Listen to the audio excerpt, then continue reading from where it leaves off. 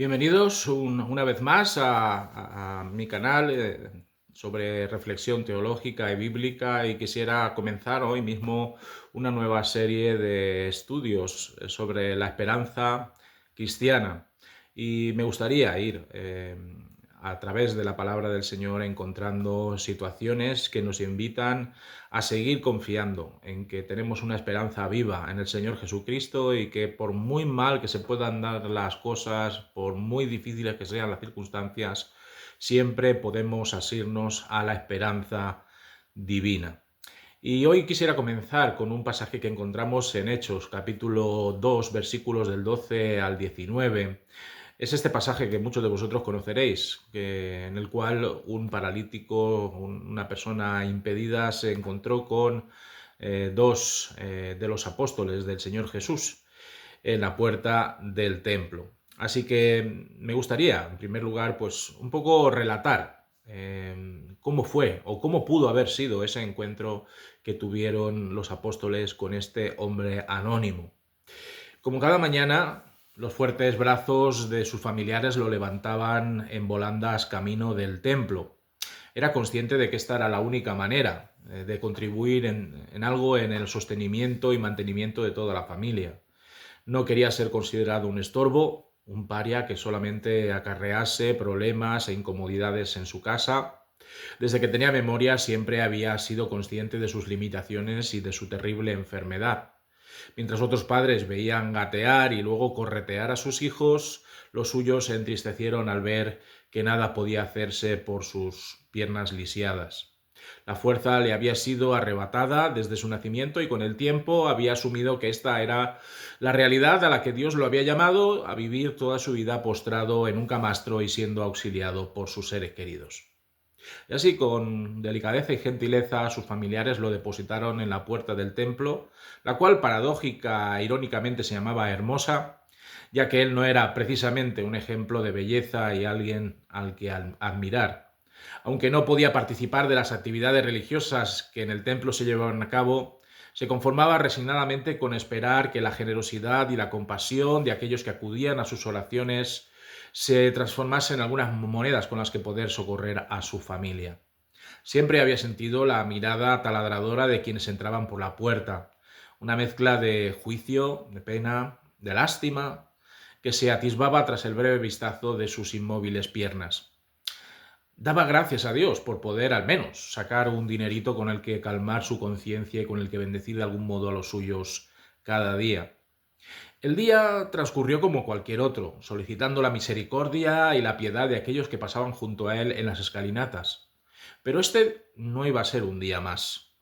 A su lado pasaron dos personas a las que él no conocía de nada, a las cuales pidió una limosna. A diferencia de otros, estos se detuvieron como si de pronto se hubiesen dado cuenta de algo importante. Sus miradas eran distintas a las miles que habían contemplado anteriormente. Había algo diferente en sus ademanes, en sus palabras, sobre todo en las del más mayor, las cuales eran tajantes pero no amenazadoras. Míranos, me dijo. Ante esa orden, el paralítico mantuvo su mirada, mantuvo su mano extendida para recibir quizás algo más de lo que solía recibir. El más mayor de estos desconocidos pronunció unas palabras que lo dejaron estupefacto. No tengo ni plata ni oro, pero te daré lo que poseo. En nombre de Jesús de Nazaret, comienza a andar. Ante su expresión vacilante, tomó su mano extendida todavía esperando la limosna e hizo un esfuerzo por incorporarse sobre sus piernas. ¿Pero qué clase de locura era esta? ¿Acaso no veía con sus propios ojos cuál era el estado de postración en el que se encontraba? Su brazo dio un buen tirón como si quisiera sacar una red repleta de peces del mar, y en ese preciso instante pudo sentir como una fuerza inusitada se apoderaba de sus tobillos, de sus rodillas y de sus pies. Y pudo ponerse de pie derecho de un salto que hasta a él le sorprendió haber podido dar. Paso a paso sus piernas le obedecían. Renovadas sensaciones surcaban cada nervio, cada músculo de sus antaño piernas inservibles. Una emoción inmensa recorrió su ser de arriba abajo, y en ese preciso instante supo que solo quería hacer una cosa: adorar a Dios. Ya iría después a casa a dar las buenas noticias de este milagro. Ahora un único deseo ardía en su pecho: poder entrar en el templo tras años y años de permanecer a sus puertas. Sus sanadores comenzaron a entrar en él también y decidió acompañarlos, agradeciéndoles esta maravillosa curación, la cual había cambiado por completo toda su vida. Cuando hizo acto de presencia en el templo, brincando como nunca lo había podido hacer, cientos de rostros se volvieron asombrados para observar la realidad de un hecho portentoso e inimaginable: que un inválido de nacimiento pudiese caminar, pudiese hacer cabriolas como un niño al que se le regala lo que siempre había anhelado.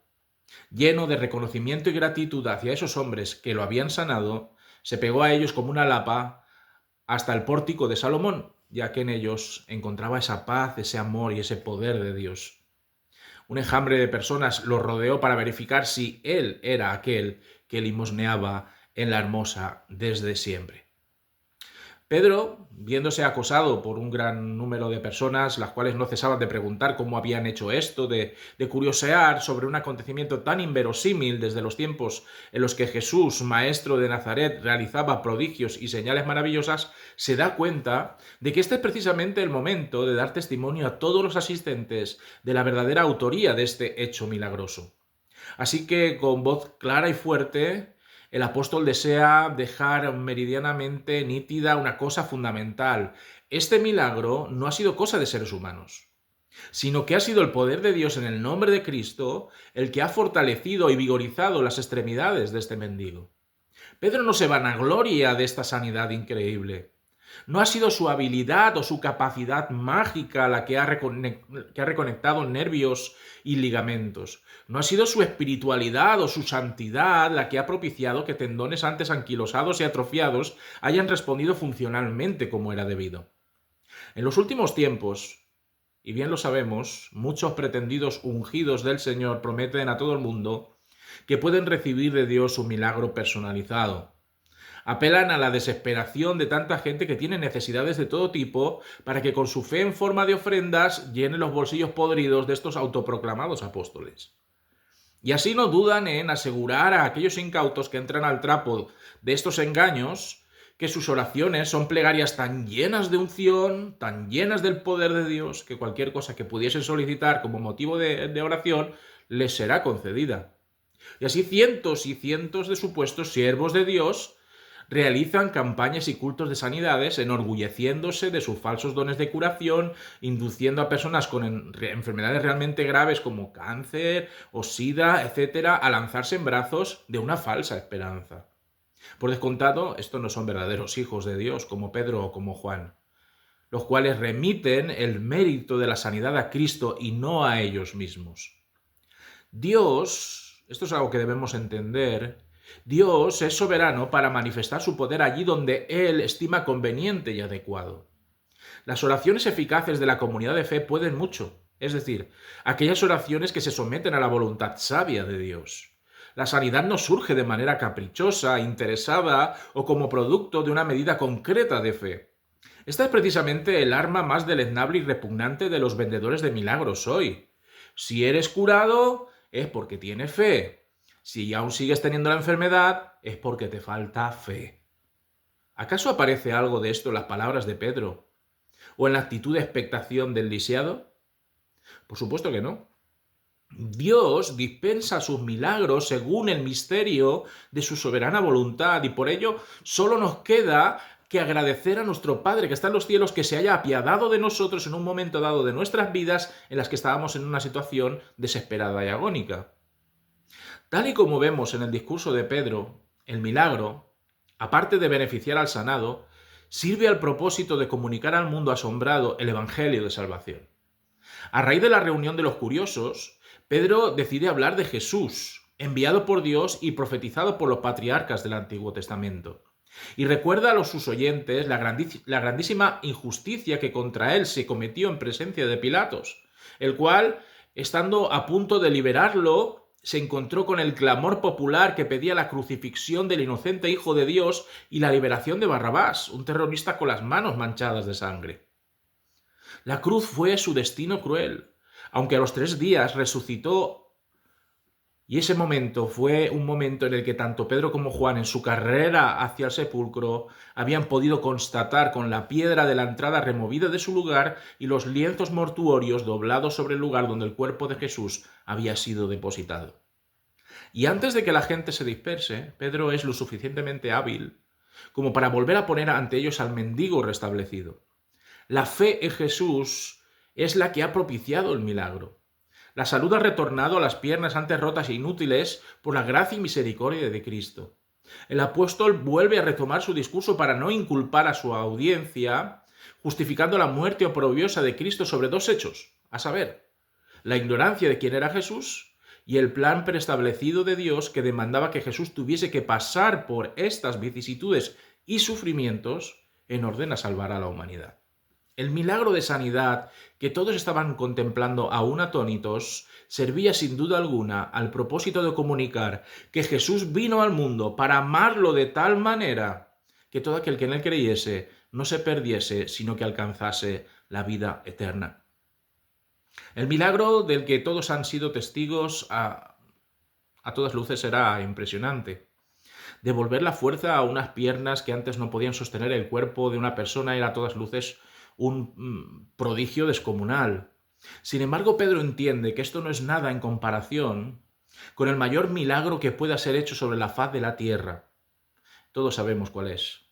Que un ser humano pudiese ser convencido de su pecado por el Espíritu Santo, se arrepintiese de su vana manera de vivir, confesase su necesidad de creer en Cristo como su Señor, como su Salvador, y abrir su alma a la habitación del Espíritu de vida para caminar cada día según el ejemplo de Cristo. Eso sí es un milagro bestial.